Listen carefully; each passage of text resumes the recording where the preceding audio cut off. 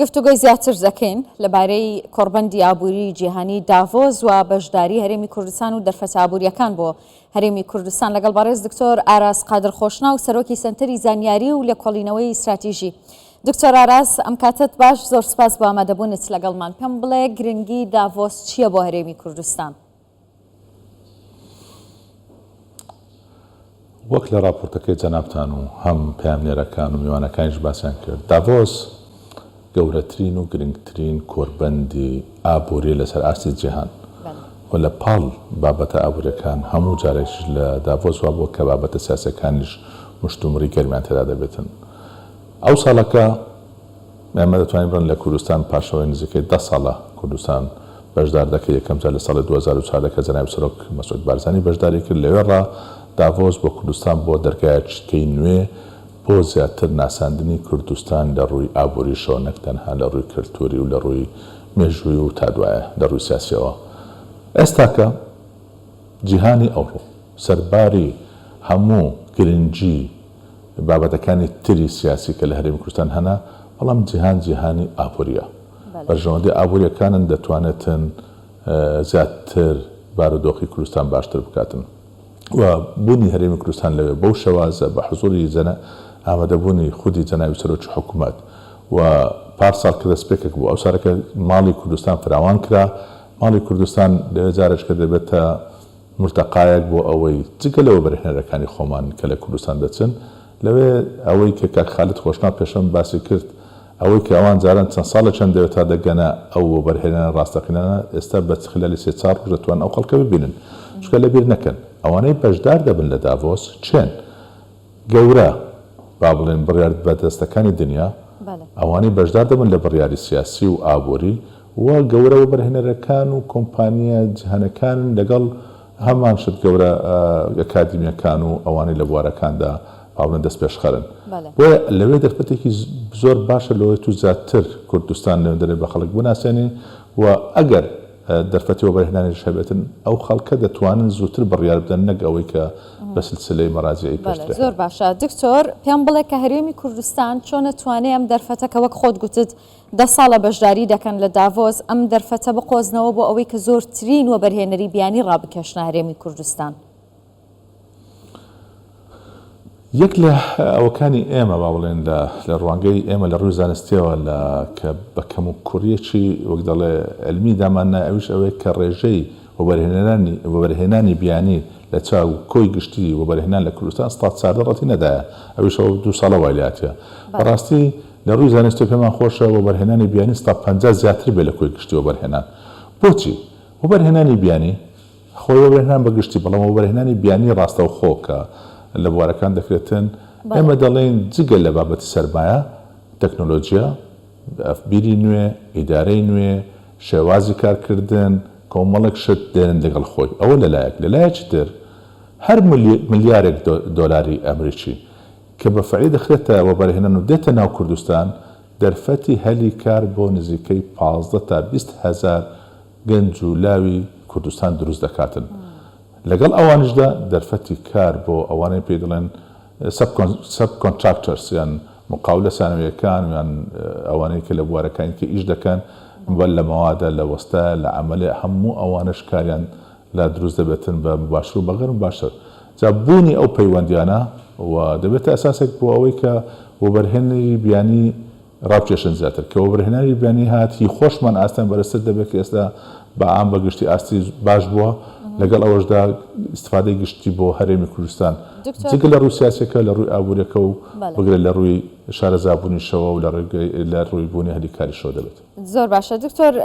نازانم تا چەند ئاگادارن، بەڵام دەکرێت ئێستا بڵین ڕێژەی وەبەرهێنانی بیانی چەندە لە هەرێمی کوردستان، چونکە گوتت ئەگەر 150 بێ باشە.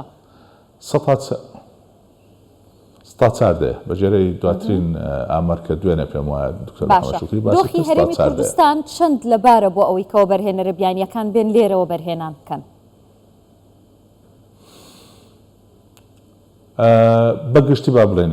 ئێمە بەشێکین لە عێراق تا ئێستا کەشدا، بەڵام بەشە گەشاوەکەی عێراقی.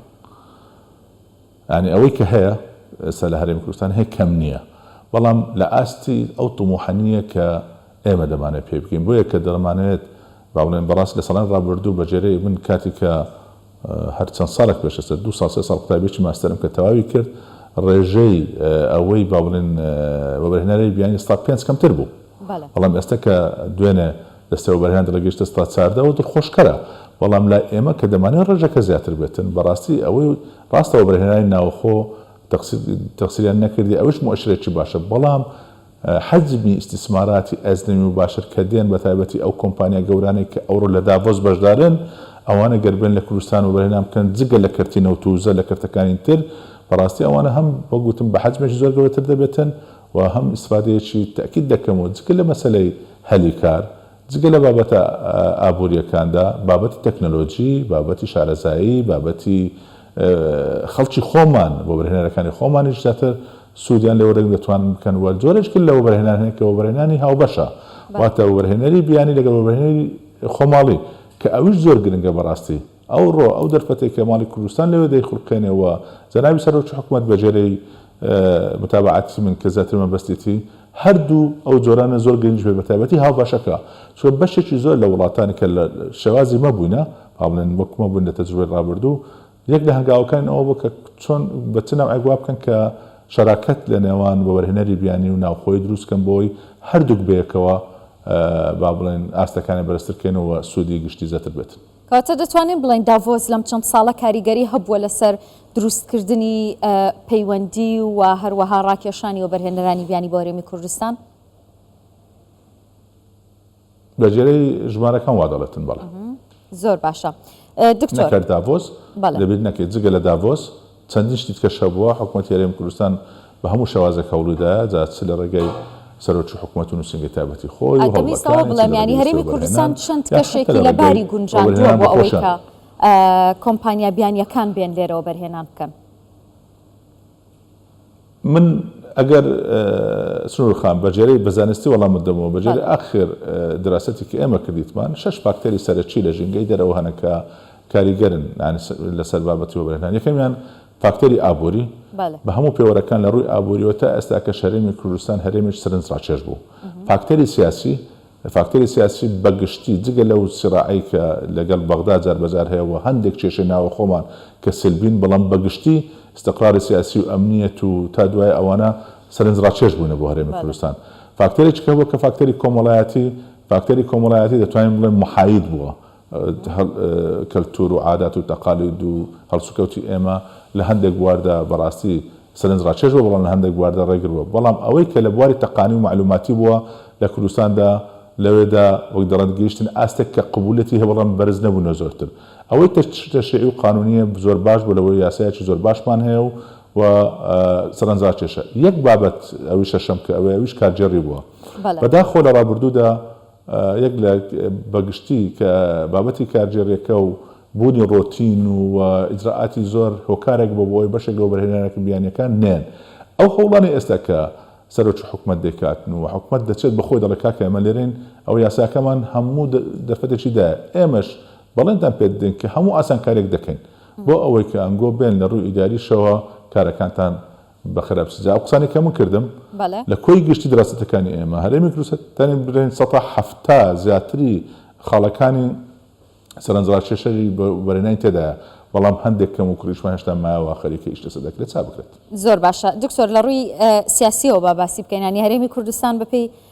شوێنی جوگرافیەکەی کەوتۆتە ناو ڕۆژهەڵاتی ناوەڕاست بە تایبەتر وڵاتانی دراوسەی کە کۆمەڵێک شەڕ و ئاڵۆزی و ناسەقامگیری سیاسی و ئەمنی هەیە لە ناوچەکەدا و بە تایبەت کە سووریا دراوسەی هەرێمی کوردستان و سنوورمان بە سنووری هەم سووریا هەم ئێرانەوە هەیە. ئەم نالەباری ئەم ناسەقامگیریە کاریگەری هەبووە لەسەرەوەی کەەوە بەرهێنەران سڵ بکەنەوە لە هەرێمی کوردستان یاخود نەخێر هەرێمی کوردستان وەکو ناوچەیەکی ئارام تەماشا کراوە. بە تاکید کاریگەری دەبێتن ڕاستە هەرێمی کوردستان ئارامە بەڵام لەبیر نەکەین کە وەبەرهێنەری بیانی گەورە باسی شەریکاتی زەبەلاحی گەورە دەکەم بەڕاستی زۆر جار ئەو پێوەرە بە هەند وەردەگرن و ئەگەر کێشە لە دەوروبەریش هەبن هۆکارێک بۆ ئەوەی ئێمە نەتوانین خەڵک وەک پێویست بێتە کوردستان نەکەر ئەوە زۆر بە ڕاشکاوانتر برن بەڕاستی کە زۆر لە کۆمپانیا گەورەکان کە دەڵێ هەرێمی کوردستان بەشێکە لە عێراق لەبەرەوەی بەشێک ئەو کێشانی کە نێوان ئێمە و هەولێر و بەغداشەوە بۆ دوای لەسەر مەسەلەی بودجە و هەندێک بابەتەکان و ئەو بابەتی نەوتیش کۆمپانیەکانی نەوت ئەوە هۆکارێک بۆەوەی بەشێک لە کۆمپانیەکان با بڵێن تا ڕادێک سارد ببنەوە بەڵام دووبارە دەبێت ئەمە بەردەوام بین لە حکوومەتی عێراق یاخود عێراق ناڕاستە و خۆ بووەتە هۆکاریەوەی کە وەبەرهێنەران کەمتر ڕوو بکەنە هەرێمی کوردستان. باڵێ باشە بۆ نمونە ئەگەر باز لە کۆمپانیانەوتیەکان بکەین لە هەرێمی کوردستان کە ئەوە لە ساڵی 2023ەوە هەناردەکردنی نەوتی هەرێمی کوردستان ڕاگیراوە، ئەمە چەند متمانەی کۆمپانیا بیانیەکان و بەرهێنەرانی بیانی کەم دەکاتەوە بە عێراق چونکە وەک خۆشت گوت دێمە بەشێکین لە عێراق. باس کرد لە عێراق شتێک نییە بەناوی وەبەرهێنان وەبەرهێنانی بیانی لە عێراق جگەل لە هەندێک حقوڵی نەوت بۆ دوای تازە ئەو عەقدەی ئەو ڕۆژە کە مزەکەری تەفاهمی تەوقیعکرد سەرۆکی ئەنجومەنی وەزیران لەگەڵ BP بریتانی کە خەریکە وەک شەوازە عەقدەکانی کوردستانی لێ بکات دەناگەر بە فعلی سەیر کە لەوەکانی تر شتێک نییە بەناوی وەبەرهێنانی بیانی ڕاستەوخۆ لە عێراق بەعەکسەوە ئەوان هەموو جار لە قسەکان و مناقشاتن دەڵێن فەرم باشتێک بکەین وەک کوردستان بێتن سەرنجی خەڵکی بیانی ڕاکێشن بۆی وەبەرهێنان بێتن ژینگەی عێراق بەگشتی ژینگەیەکی سەرنج ڕاکێش و لەبار نییە وەبەرهێنان بەجێرە پێوەرە زانستیەکان ئەوەی کە هەیە بۆی ئەمە لە هەرێمی کوردستان هەر لە ساڵی 2006 کە یاسای ژمارە 4 ساڵی 2006 وەبەرهێنان دانرا ئەو کاتە بیلەوە کراوەکە ئێمە دەبێت ئەو دەرفەتە بقۆزینەوە کە ئەو کاتە عێراق ناجێگیر و ئەمنیەن ئێستا لە ڕووی ئەمنی و تا ڕادێک جێگیرە بەڵام کە دێ سەر بابەتە واقعەکەی لە ئەرزی واقعدا لە عێراق تا ئێستا کە موسساتی نییە بۆ مەسەلەی وەبەرهێنان بەعەکسەوەی کە لە کوردستاندا هەیە بۆیە جگەلەوەی کە زەرەری لە خۆیدایە عێراق بەناڕاستە خۆ زەرەری لە ئێمەشدایە لە هەرێمی کوردستان لە بوارەدا بەڵام ئێمە لە هەرێمی کوردستان بەردەوامین و بەڕاستی نمونەی زۆر باشمان هەیە لە هەندێک وەبەرهێنان لە بوارەکاندا کە خەڵکی وەبەرهێنی ناو خۆمان گەشتە ئاستێک کە لە ئاستی جیهانی بێت زۆرم دڵم خۆش بوو کە لە مقابلەکەیەوە لە خەلت خۆشناو کە نمونەیەکی جوانی وەبەرهێنەری ناوخۆی خۆمانە ئەو پرۆژانێک کە ئەوان دروستیان کرد لە هەرێمی کوردستان و ناوخۆی کوردستاندا لە ئاستی کوالیتی و جێبەجێکردن لە ئاستی سەندەراتی عالەمین بە شێوازێکی نیشتیمانی و وەک دەڵێ کوردستانیان دروستیان کرد نەهاتن تەنها لایەنی مادەکەی وەربگرن بگرە لەوانەیە لە کاتی شەڕی داعش و قەیرانەکان لە نەگەڕان یەک پرۆژەشان ڕابوەستێتن ئەوە گرنگە هەنێک کە دەڵێن وەبەرهێنی ناوخۆش گرنگە بۆ هەند بەو بابەتانە گرنگن کە وەبەرهێنەری ناوخۆی نیشتیمانی تەبێتن بەڵام سەرباری بوونی ئەو بەڕێزانە ئەوانش پێویستیان بە با بڵێن بەشدار بوونی وەبەرهێنەری بیانی هەبێت. زۆر سپاس دەکەم سپاس بۆ ڕوونکردنەوەکانت دکتۆر ئاراس قادر خۆشناو سەرۆکی سەنتەری زانیاری و لێکۆڵینەوەی استراتیژی لە هەولێر میوانمان بووی دەستخۆش.